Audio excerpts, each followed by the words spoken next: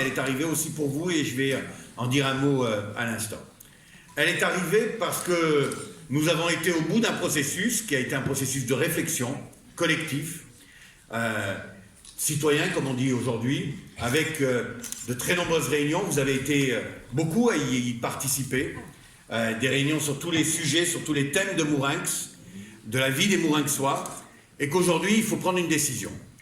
Cette décision, elle est pas facile, et je vais en dire un mot tout à l'heure, mais elle est fortement ancrée dans ma tête et dans mon cœur, et je vais vous la livrer dans un instant.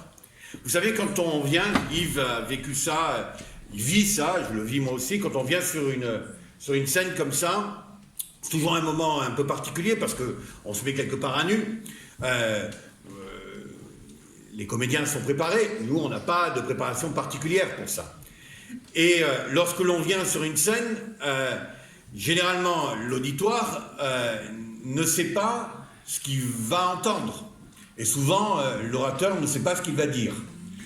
Là, j'ai le sentiment que vous savez ce que vous voulez entendre. Et j'ai la certitude de ce que je vais vous dire. Et donc, je vous le dis, puisque c'est ce que vous attendez, je serai donc candidat au fauteuil de maire au mois de mars prochain, le 15 mars prochain.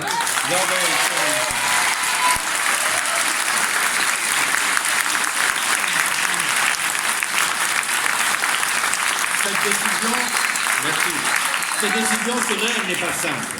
Ça veut dire que je renonce à mon mandat de député, qui est un mandat que j'adore. Je renonce à ma fonction de vice-président de l'Assemblée nationale, qui est une fonction que j'adore. Et je me mets, comme je l'ai fait, puisque la loi sur le cumul des mandats nous interdit de cumuler, je me mets exclusivement au service d'une démarche territoriale.